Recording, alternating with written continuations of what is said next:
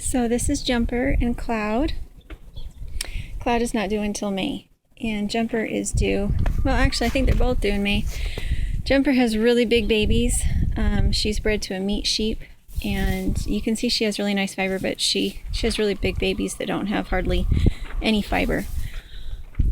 We have her tied because when given the opportunity, she will chase the other goats and butt them in the belly, and we had one goat that miscarried this year because of it.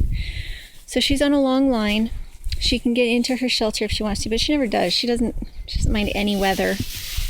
I keep her water in this white bucket. She has already put hay in it this morning. It's to keep her water from getting nastied by the ducks. And this is her hay. And she's kind of a bottle sheep. Not really. She was raised by a Nigerian dwarf crossed with an alpine. That was her mother. We had her adopt her. And she is my biggest animal, and she is my biggest eater as well. She eats as much as 2 goats.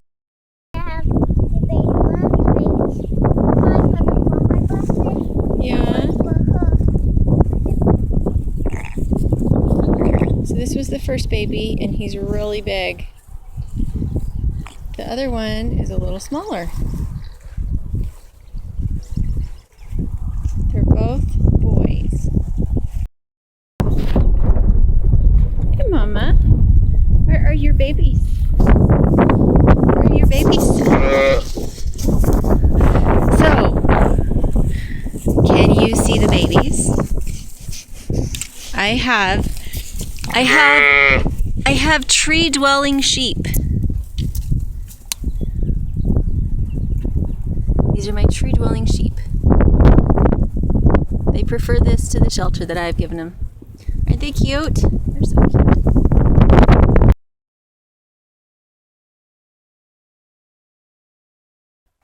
Okay, so I was 9 when I raised my first bum lamb, so I've had sheep pretty much my whole life. And so I wanted to talk about the difference between the different animals that I've owned that I've used for wool. When we first got into the homesteading thing, we still lived in town, so I got some giant German Angora rabbits. And they were really nice big rabbits, and their wool got like that long. And I found some that were like ultra pedigreed, incredibly nice rabbits for $20 a piece. Except that my car broke down on the way to go get them, so it ended up being like a $700 rabbit because we had to replace a transmission. Thankfully, nothing happened to us. It was the middle of a snowstorm, and I thought I was going to have a trucker pick us up because we were in a no phone zone where phones don't pick up, and that was scary. So my husband wasn't that happy about the rabbits because they weren't $20 rabbits. They were $700 rabbits. And they were really, really gentle. I never had one nick or kick or eat or bite or anything. The problem is they're incredibly sensitive to heat. So you have to have a place that is really, really, like, you almost have to keep them in your basement with air conditioning. Their wool, if I can remember it right, it's 10 times warmer than sheep wool, but it is very mat prone, and it does not repel water the same way that sheep wool does. It absorbs water. It is the undercoat. So the way the Angoras were established is that all rabbits have that undercoat, that soft fluff. With Angoras, what happened is they bred animals that no longer had guard hairs. So the stiff hair that is on most rabbits that's straight, that's a guard hair. With Angoras, they don't have guard hairs. They're all under wool, which is meant to keep them warm in the winter. But it's the guard hair that sheds water. So Angora rabbits can't be out in the rain. They would just turn into a felt ball. So they are the ones that we got. They had to be sheared. They couldn't be pulled.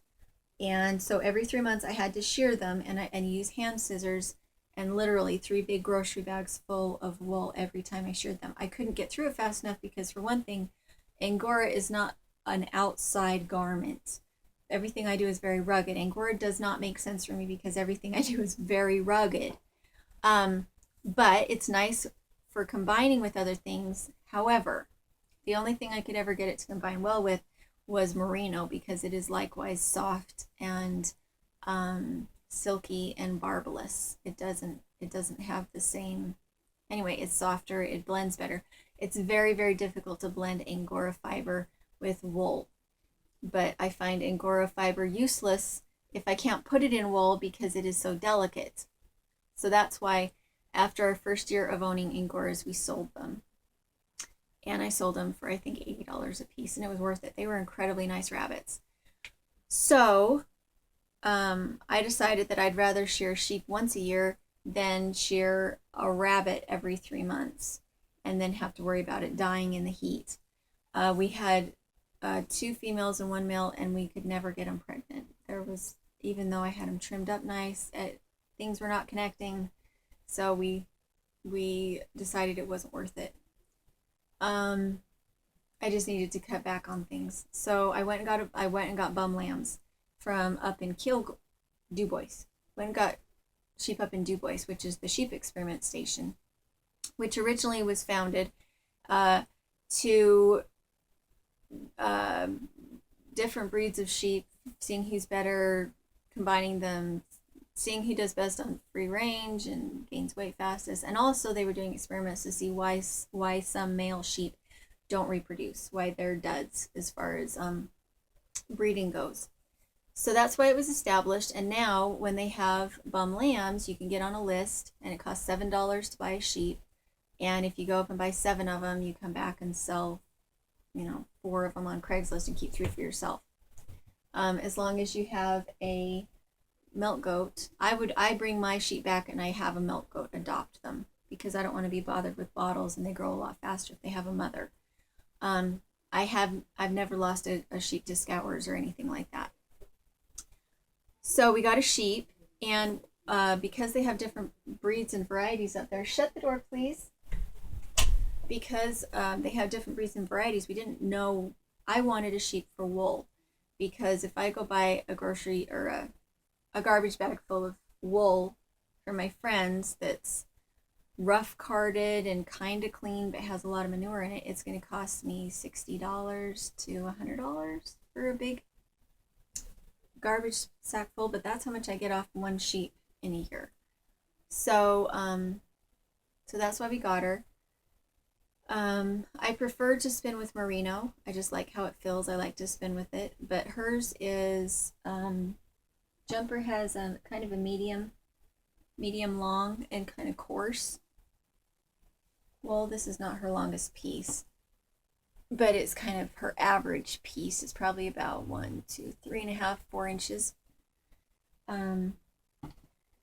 So we had other lambs that came with us, and we butchered the ones that had no wool, and we kept Jumper, and she was bigger than the others too. She was the one that I experimented with and put on a goat, and she was much bigger and healthier.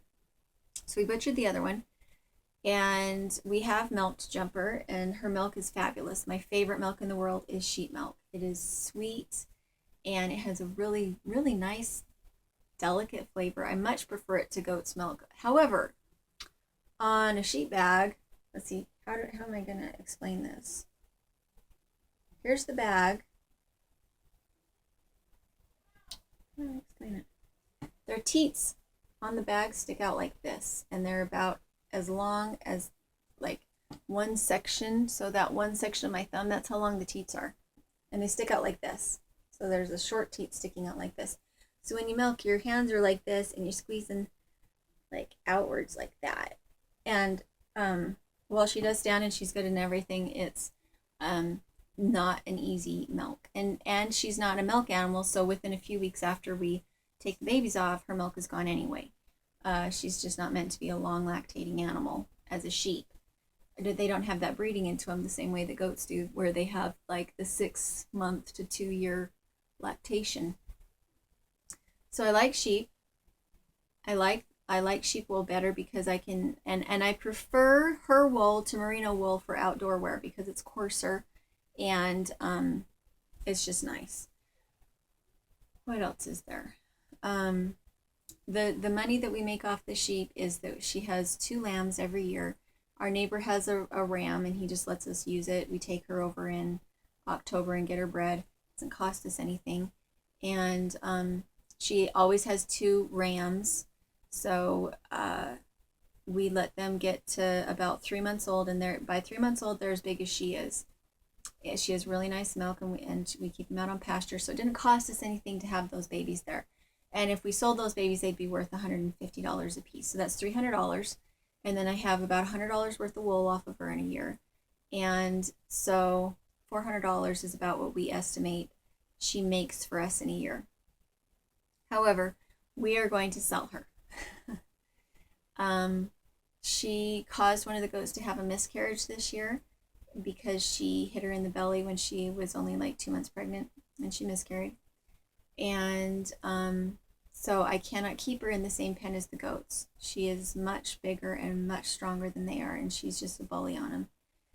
And so I'm thinking that this next year we're going to go up and get bum lambs, get enough to pay for our gas, that when we sell them we can have that be what pays for our gas, maybe get them from friends, and raise ourselves a couple bum lambs on goat's milk rather than keeping a sheep all winter long, because Jumper eats the same amount in hay as 2 of my milk goats as 2 of my milk goats do. And that's just an expense right now that's kind of, if she wasn't a trouble and I could put her in with the sheep or put her in with the goats, that wasn't a problem, it would be a different story. But she's the one who broke fences that let my goats out, that let them eat fruit trees in the backyard. The goats didn't break that fence. She broke that fence. She's hard on fences. I can tie her out, but in the winter I don't want to tie her out. The more different places in the winter I have to get that water and food to, the harder it is for me, the less I like what I do. I need to be able to keep all the animals together in the same space so that I only have one place to bring food and water. In the winter when it's 30 degrees below zero, you only want to be hauling hot water to one bucket. So I haven't been doing a lot of spinning lately because we've been really busy, and this last winter I made gloves and sweaters for family for Christmas, but I haven't been doing it a lot now. But our weather is really a lot cooler today, and I've already got my chores done, and I don't have anything that needs to happen outside. So these are some of the spinning videos you guys requested, and I'm going to see how many more I can get done. If you live in my area, go to PJ Hartwell. They're the place that I like to get my wool and my spinning wheels and my cards, and I really like them. They grow their own wool, a lot of Romney. They have some Rambouillet, but they carry the softer wools too. And they always have sheep for sale, and they have alpaca wool and Angora. They just have pretty much everything. They don't have rabbit. And they go to all the fiber fairs in the area. So PJ Hartwell is where I like to get my wool because it's local. So there you go.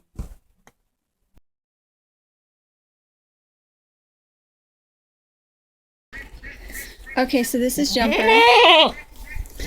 And we butchered her babies yesterday, so I need to get her milked just a little bit this morning.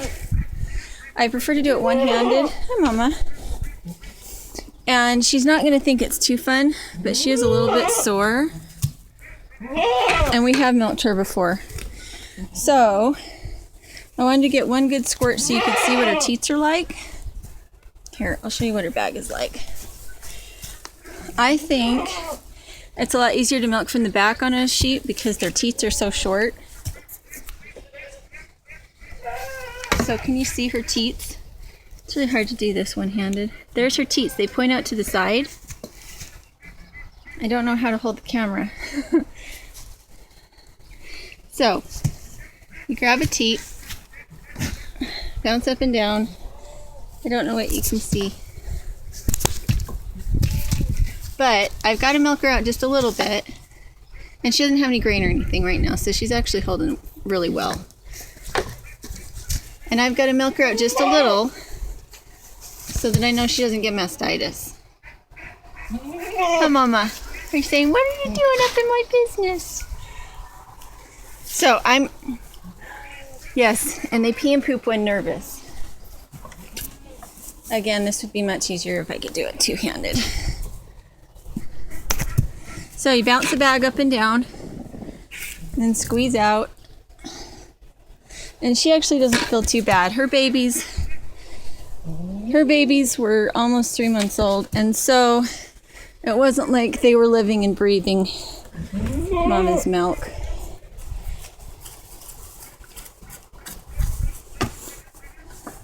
And last year when I milked her, I actually got a lot of milk out of her. See, she settled down real nice. When they're super tight, it's really hard to do it. I'm doing just fine, Mama. That side feels a little hard. So now she's trying to distract herself by eating, but the hay I gave her isn't very good. Anymore, when the babies wanted to nurse, they would both come at her from both sides and force her to hold still. And I don't think they nurse more than like 4 or 5 times a day. Whereas with tiny babies, they nurse like every half hour. I'm sorry. There you go. And the milk is delicious. We have saved the milk before, and it was fabulous. However, a sheep has such a short lactation that as soon as babies are off, they go out of production very quickly. Okay, you're done, Mama. Good job. Yeah. Good job. We just want to make sure you don't get mastitis.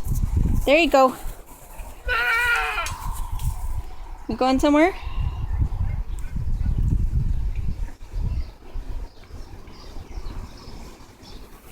Go walk away.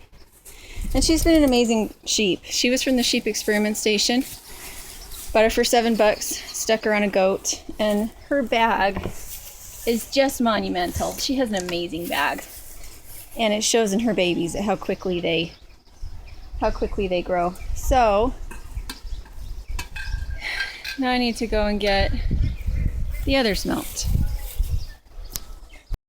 Introduce you guys real quick. Okay, this is Matt's Meats, and they're up in St. Anthony.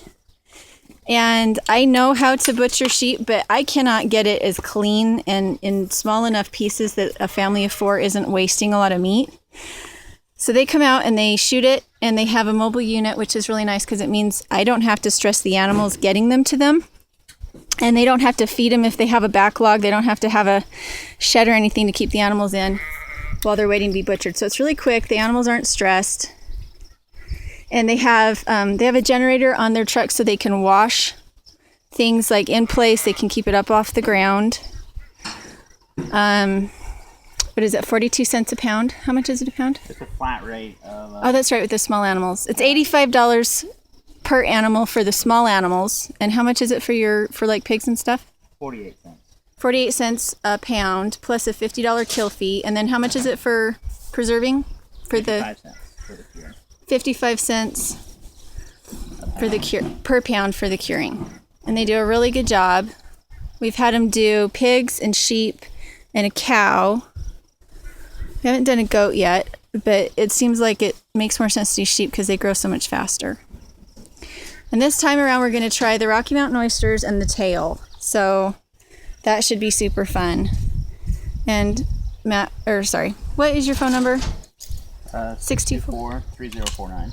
624 3049. 3049. I have some local viewers, so I thought maybe they'd like to see how much easier this is than doing it themselves. And these guys are 3 months on the 15th of July. So they would have had 2 more weeks before they were 3 months old.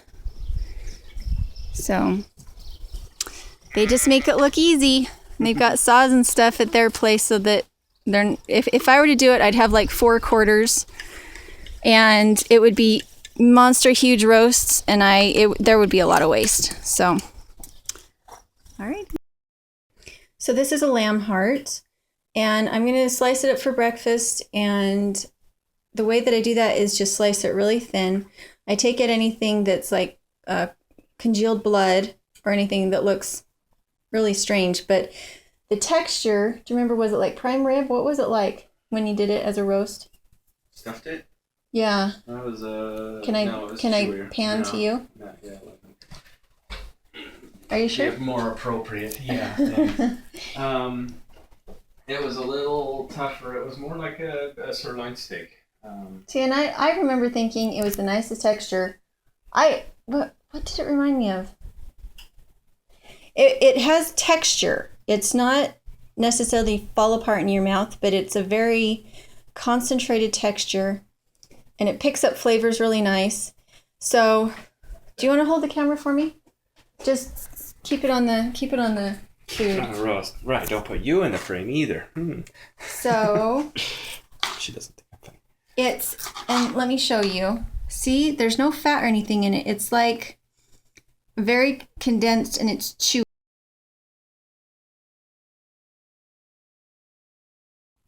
Okay, so today is May the 13th. No, May the 14th.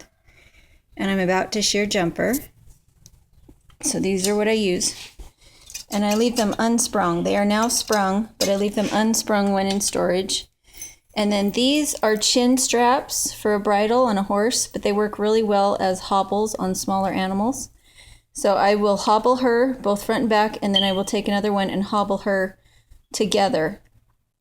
Reason being that I am probably at least 50 pounds shy of her, and she's very strong. And in order to get her to lay down, I have to tie her down, and it's not fun. Usually I really prefer to work with someone else because my hand gets tired and I get tired and she gets tired. So I have swept the garage. It is all very clean so that we're not picking up nasty stuff in her wool. And I will try to get a video of how she looks when she is all shackled up and of clipping her. Yeah. If she tries to get up, you have to lay down on her. If you're not near her back, you lay down on her. If you're near her feet, you just lift her feet higher than her belly, and it makes her hold still. She's got her babies prancing around, and my kid's chasing them, which is making her nervous. Anyway, when you put your shears in, you need to make sure you can still see that top blade and that there's no pink next to it, because that pink is her skin. And you want it in a line so you can see that line. Lengthwise, you want that blade to go in as long as it can, all the way to the hilt. Instead of taking short, choppy snips into it, you want all the wool to run along the line of this blade in a long, thin line. So she's doing pretty good. So apparently Jumper drank about 4 gallons of water before we started. Took me an hour to get her done, which I've had it take me hours and hours and hours before to get done, so it wasn't bad. She also pooped about 6 times, so I will need to clean up my husband's side of the carport or garage. And anyway, I'll show you a picture of Jumper later, but this is her wool. And it actually turned out pretty clean this time, so I'm pretty happy.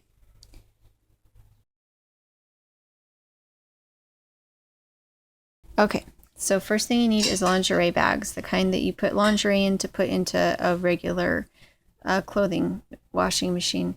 This is one of my mulch bags. It's where I put all my compostable stuff.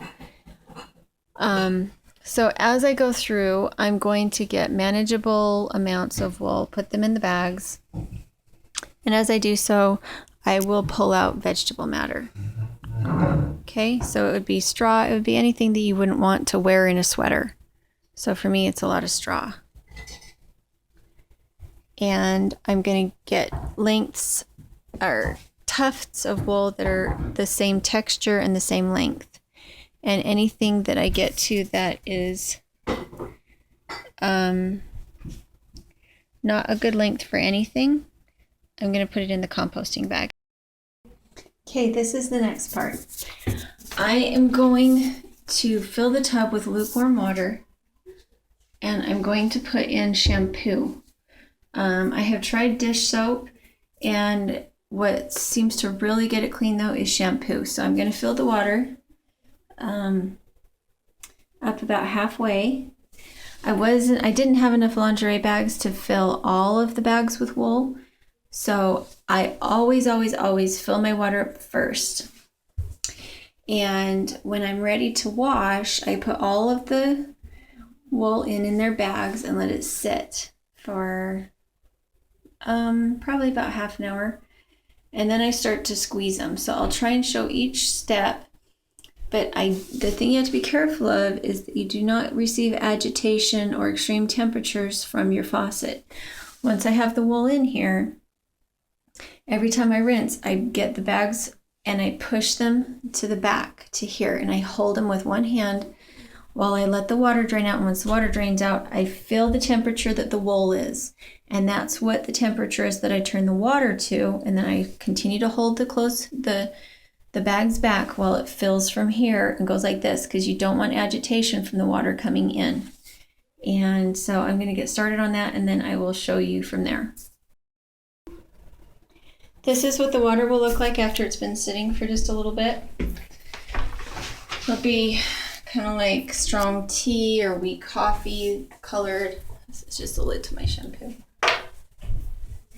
And so the more you squeeze it, the more nasty comes out. Or I guess I'm not squeezing. I am pressing.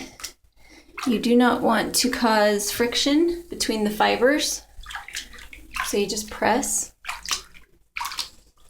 And take note of what the temperature is.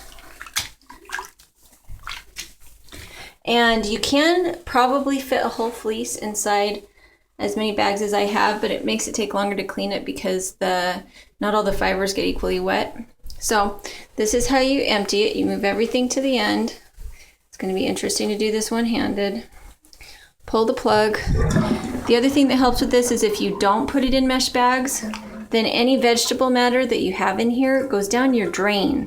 So it gets stuck. Vegetable matter would be hay and straw.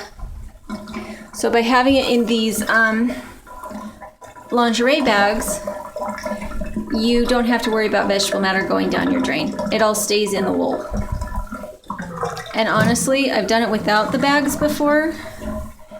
And when I do it without the bags, I still have just as much vegetable matter in the wool, but somehow like the vegetable matter multiplies so that it also clogs your tub. Again, you could do this outside. You just have to be really careful that the temperature that you put back in is the same temperature as what just got drained off the wool. And no agitation. Look at all that lovely manure water going down the drain. So sad. However, my lawn and garden would not appreciate the shampoo that would be going with it. So sometimes you have to shift it around so that the water could find a way down. Otherwise, everything in the front blocks the water from coming from the back.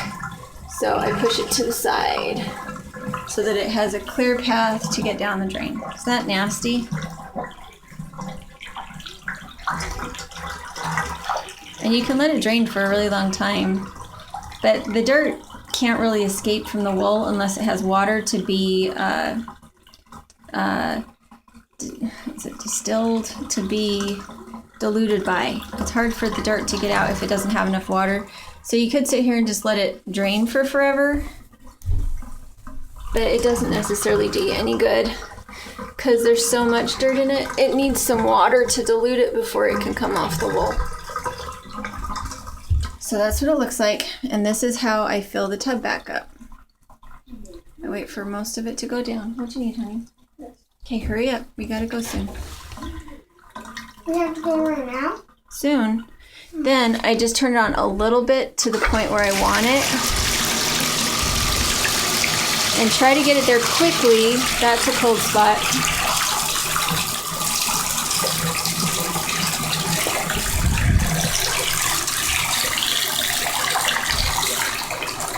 And keep filling it just so you know that it's the same temperature. And you can see the agitation that's in that little circle. You want to keep your wool out of it. And then I just do this until I get to a cleanliness that I can deal with. It's really, see if I can move away from that. It's really, really hard to get all of that dirt out. and all that manure out. It's kind of, I wouldn't say it's impossible, but on a home-based scale where you're doing it in your bathtub, I've actually had 12 rinses before. I think as long as you use shampoo, you'll probably not have to do that many, but 3 or 4 is pretty normal. And at that point, it's good enough to spin, and you're going to wash it again later anyway, and you're going to card it, which just cleans it that much more. And then once you've got it spun, you rinse it again to set the twist. So by the time you actually wear the garment, it's actually been cleaned pretty thoroughly. The only reason you'd want to have it even cleaner than that is if you knew that you were sensitive to the manure, like extremely sensitive. And if that's the case, you shouldn't really be working with wool, because you'll always have just a little bit of a residue until it's been quite well worn for a long time and it's been through several washes. So anyway, that's how I clean it, and I'll show you later how I dry it. Okay, so this is the first time that I've done it this way. And what I wanted to show you was, okay, last time I felt like, oh my gosh, all this precious wool, I want to make sure that none of it gets wasted. So I did not, last time, I did not pull out the manure bits. I thought, oh, I'll just wash them. That way I don't have to waste them. So the bits, here, let me see if I can find a white surface to hold again. The bits that you want to pull out are the ones that are coated in manure. What'll happen is you'll think you have your wool clean and it'll look really clean, but if you have any of these little bits hidden in your wool, that manure will continue to dissolve in the water, so that no matter how many times you rinse it, you always have a constant supply of manure getting back into your wool. So even though you want to save all the wool you can, if you really, really feel strongly about using all of your wool, pull all the parts out that look like this, put them in their own bag and wash them separately, because this stuff is ready to be done. This is what the water looks like after the first rinse. I had a couple spots like this that I didn't see that I'd missed, or I was feeling enthusiastic when I sorted and thought I could wash through it. But so now I've pulled them out, which means that all the rest of this wool is clean now. And by sticking them up there and letting them drip on the stool, all of this that's, why do I keep forgetting it just as I start to say the word? That is suspended, there we go. All of this dirt that is suspended in this water can now freely go down the drain without getting re-caught on the wool. So I'm only going to rinse this one more time, which is kind of a record for me. And the pressure, the weight of the wool on top of the weight in the bottom is pressing the wool out of the bottom, and the water is draining from the top down to the bottom. So it should actually get a lot of the nasty water out, so that this makes it simpler. So I'm going to try for a goal of only 3 changes of water. The wash water, and 1 rinse, and 1 more rinse. I'm going to do 1 more rinse after I let this water out. But the stool I thought worked really good. I was thinking about putting it in a basket with holes in it, but this is just so much simpler. This is only 3/4 of a fleece. I didn't have enough bags to get the rest of my fleece in.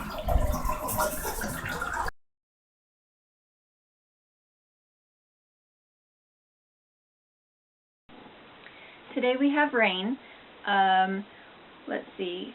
Last Saturday it was about 64 degrees, and Saturday was pretty mild too. Sunday was mild again. Pardon me. And today is in the 60s again, and it's been in the 30s at night, and it's raining. So I've already got all my chores done. And I've had people ask me when I find time to do my spinning. This would be the kind of weather that I do spinning on. So this is called roving. And it's a long continuous piece of wool that has been carded in the worsted or woolen? I think it's woolen.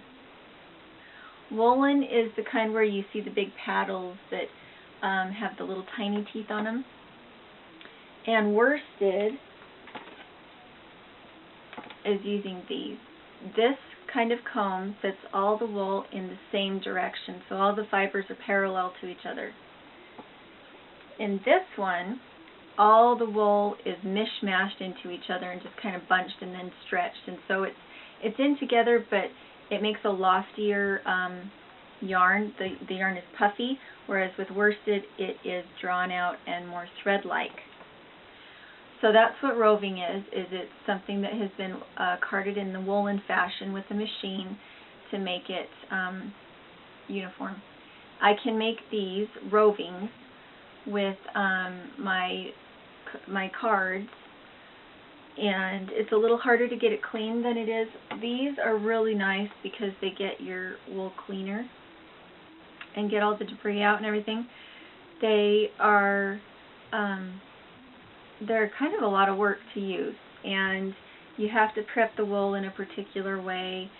And anyway, this is what I do when it gets wet. If you don't have a spinning wheel, it's not a big deal.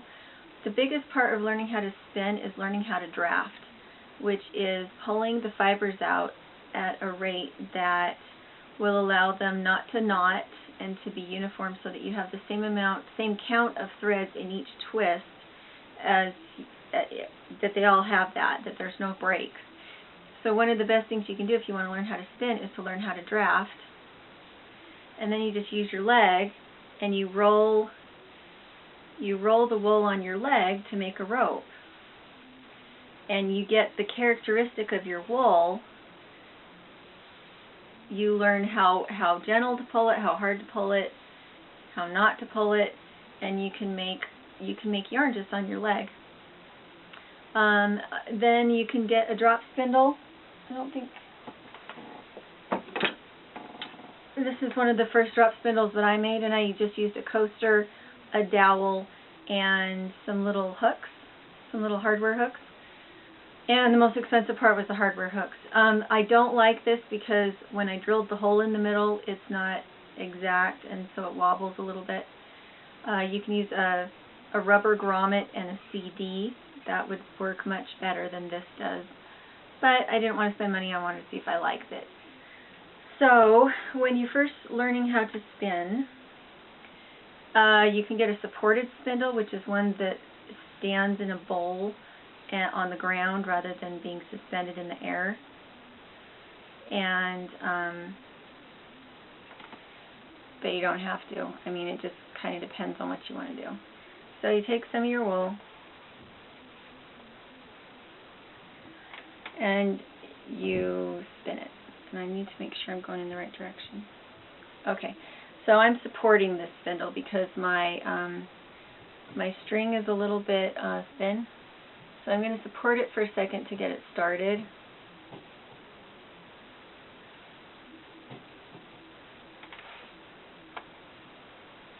And I have a top whirl on this, and you can see that it wobbles, and that's why I kind of hold on to it still. If you had a really good drop spindle, you wouldn't need to do that. But again, see, it warbles a little bit, which isn't what you want.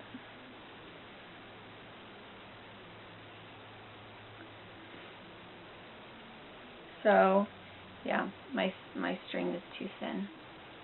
So with that one, if your string breaks before it should, then it's not a big deal. You don't have to start over. I should have wound it onto the staff,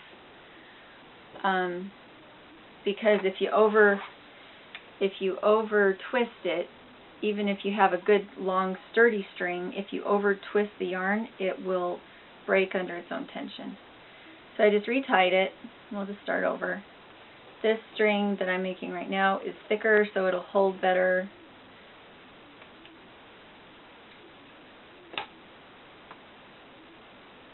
And I like drop spindles. I like to be able to carry them around. You can put them up on a shelf and your baby won't get into it, whereas with so you unhook it at that point and spin it onto the bottom shaft and then rehook it.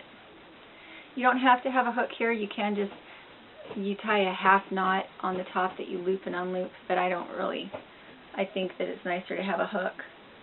But again, if you didn't have the material, I mean, you could make this out of a stick and a potato and it would work fine. But that's how you do it. And when you ply what you've done, when you put two pieces of yarn together, I unwind all my yarn off the staff, so this is where all your yarn collects. I take all that off and roll it into a ball and put it in a jar. with a hole through the lid so that I can unwind it. And then you just do this in the opposite direction. You spin in the opposite direction with the two pieces tied together, and that's plying. So you can do everything on a drop spindle that you can do on a spinning wheel without the cost. So if you want to see, let's see, I'll show you how to do this is how you do the knot. See how I did that, how I made that loop? So I don't have to have the hook.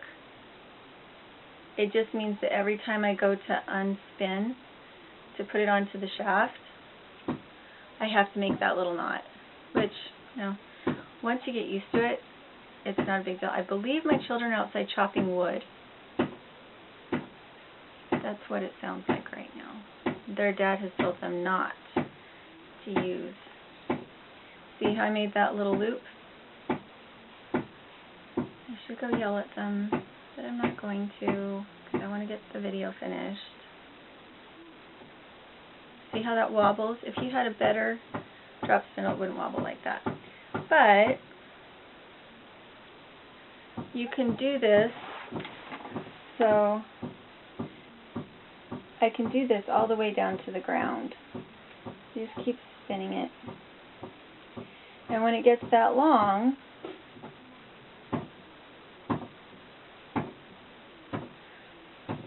and the better your spindle is, the longer it'll spin without having to have anything done to it. It'll just keep going. Once you're done, and you're holding your hands up over your head,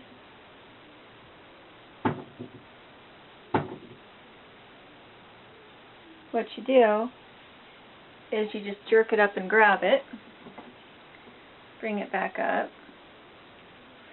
wind it on. Sometimes you use your leg, but I like to just use my hand. And that's a drop spindle. You can't learn how to spin any cheaper than that. The most difficult part of spinning is the carding.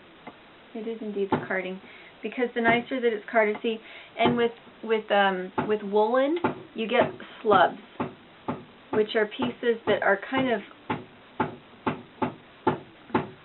their dad is going to be really pissed off about that.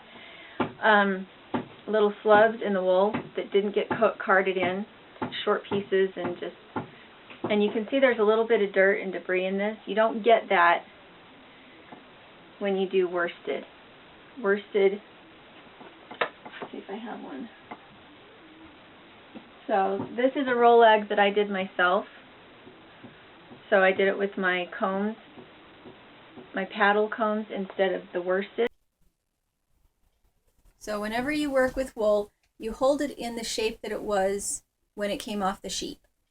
You don't want to divide it. You want to take it in pieces that are next to each other, that are stuck together. So here's vegetable matter. Don't want that in your wool. Pull it out before you card anything.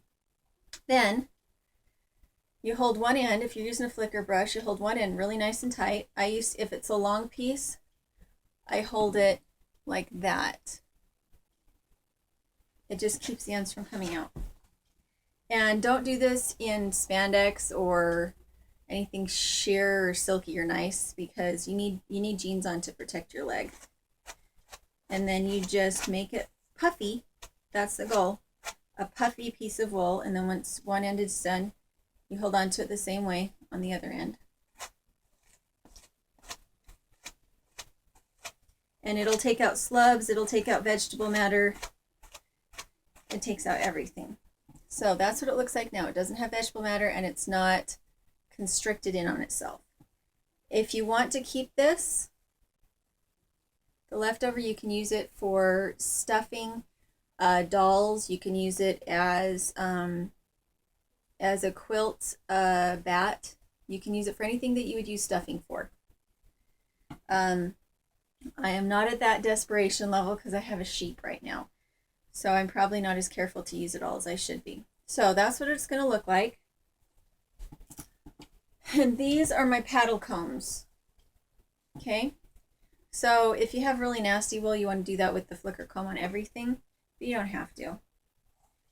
When you load up your comb, You start at the bottom edge. You want all of the wool to be in contact with a tooth. You don't want to have it matted up here just on the top, not connected to anything. Every single piece of wool on here has to be embedded in.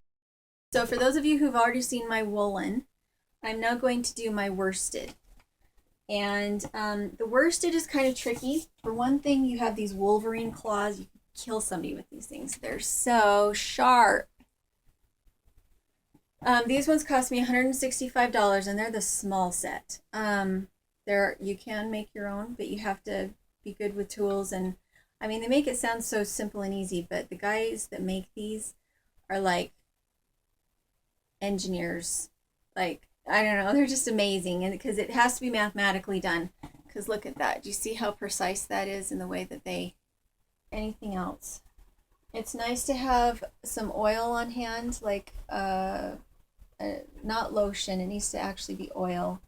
And it helps the wool, just like with the carding, it helps the wool to separate from each other better when you're spinning.